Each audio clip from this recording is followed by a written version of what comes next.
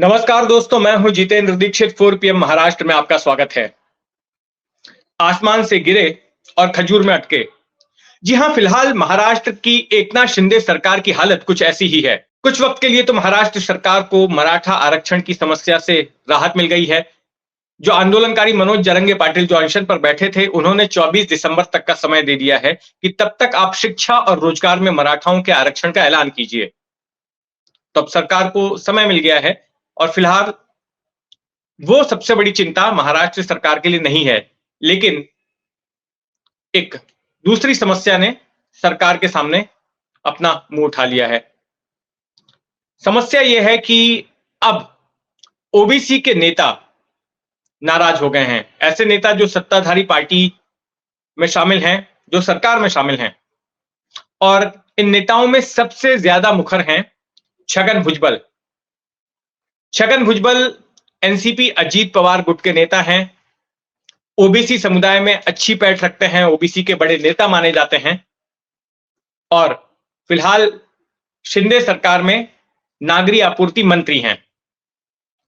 तो उन्होंने कल काफी कुछ खरी खोटी सुनाई सरकार को, काफी तीखे बयान दिए, तीखे शब्दों का इस्तेमाल किया मराठा आरक्षण के मामले में जो सरकार का रवैया रहा उसको लेकर।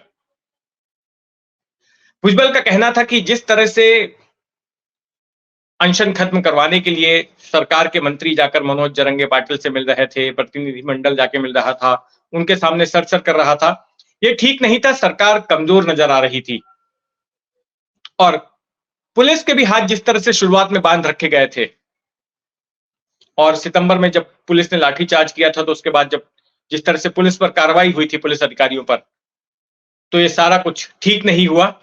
इससे पुलिस के मनोबल पर असर पड़ेगा। लेकिन सबसे अहम बात उन्होंने ये कही कि ओबीसी का आरक्षण खतरे में है। सरकार ओबीसी के आरक्षण को खत्म करना चाहती है। दरअसल जब मराठाओं को आरक्षण देने की बात की महाराष्ट्र सरकार ने, तो यह कहा कि उन्हें ओबीसी कोटे से आरक्षण दिया जाएगा और इसके लिए तमाम मराठाओं को कुणबी सर्टिफिकेट जारी किए जाएंगे।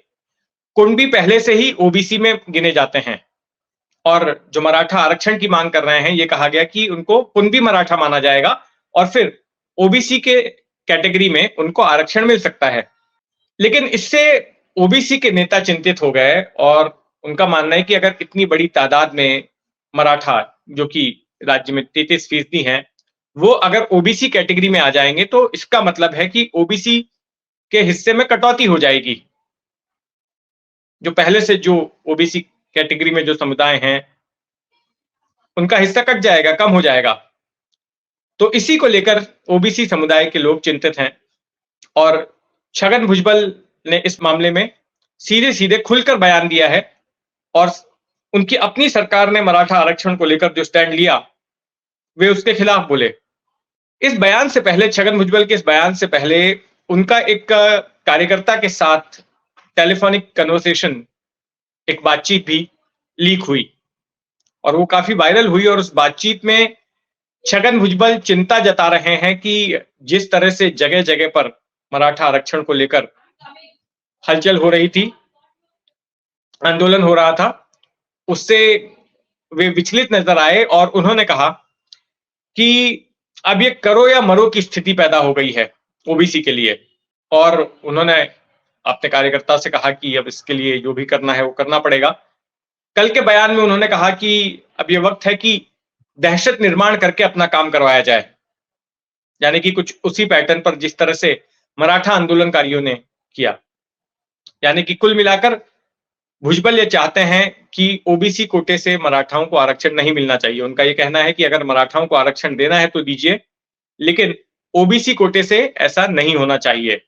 उन्होंने इस बात पर भी गुस्सा जताया कि जिस तरह से भीड़ में विधायकों के घर पर आगजनी हुई, उन पर हमले हुए और जो ओबीसी कैटेगरी के लोग थे, उनकी दुकानों पर, उनकी होटलों पर हमला हुआ, ऐसा नहीं होना चाहिए था और सरकार को सख्ती बरतनी चाहिए थी।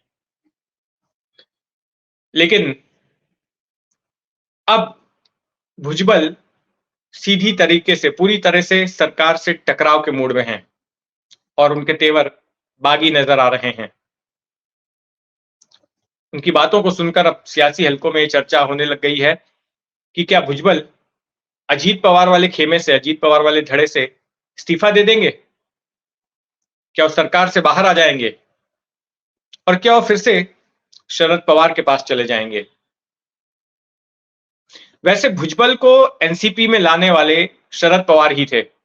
पहले भुजबल ने अपना सियासी करियर शिवसेना से शुरू किया था और उसके बाद 1991 में उन्होंने एक बगावत की शरद पवार की मदद से। शिवसेना में बगावत हुई और उसके बाद वे अपने साथी विधायकों के साथ कांग्रेस में शामिल हो गए। उस वक्त एनसीपी नहीं बनी थी, उस वक्त शरद पवार कांग्रेस में थे। और फिर इसके बाद साल 1999 में जब कांग्रेस से अलग होकर शरद पवार ने एनसीपी बनाई, तो फिर छगन भुजबल एनसीपी में आ गए और उनके सबसे वफादार नेताओं में गिने जाते थे। पवार ने उन्हें, जब महाराष्ट्र में यूपीए की सरकार आई, तो पवार ने उन्हें उप मुख्यमंत्री बनाया, गृह मंत्रालय का प्रभार दिया और उनकी छवि पवार के सबसे भरोसेमंद नेताओं में रही। लेकिन फिर साल 2016 में वे गिरफ्तार हुए ईडी की ओर से महाराष्ट्र सदन घोटाले के आरोप में। करीब 2 साल तक उन्हें जेल और अस्पताल में रहना पड़ा और बाहर आए तो एक बार उनके मन से निकल भी गया, उनके मुंह से निकल भी गया कि पवार ने उन्हें इस मामले से बचाने में मदद नहीं की। तो नाराजगी चल रही थी और फिर इस साल मौका मिला जब अजीत पवार ने पार्टी से बगावत की और सरकार में शामिल हो गए। तो अब फिर से एक बार छगन भुजबल नाराज नजर आ रहे हैं।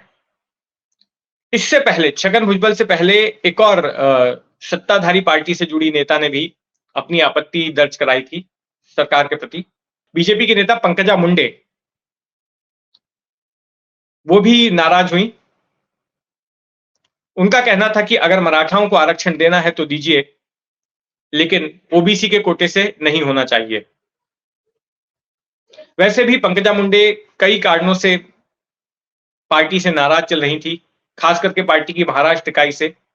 और जिस तरह से 2019 का चुनाव हारने के बाद उन्हें महाराष्ट्र से हटाकर केंद्रीय राजनीति में भेज दिया गया, पार्टी का राष्ट्रीय सचिव बनाया गया, तब से वो खासी नाराज नजर आ रही थी और किसी ना किसी तरीके से अपनी नाराजगी भी जता रही थी। तो ये तो 2 नेता थे जो सत्ताधारी पक्ष के, जिन्होंने मुखर होकर खुलकर अपनी बात रखी।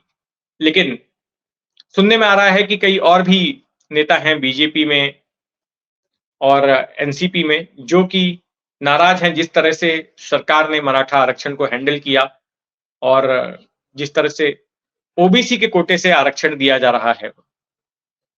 तो इस मामले में जो कुछ भी होगा उस पर हमारी नजर बनी रहेगी। आप भी अपनी नजर बनाए रखें 4 पीएम महाराष्ट्र पर। आपने अब तक इस चैनल को सब्सक्राइब नहीं किया है तो सब्सक्राइब कर लें और बेल आइकन दबा दें, ताकि जब भी कोई नया वीडियो आए, नया एक्सप्लेनर आए, तो वो आप तक पहुंच सके, आपको उसकी जानकारी मिल सके। धन्यवाद।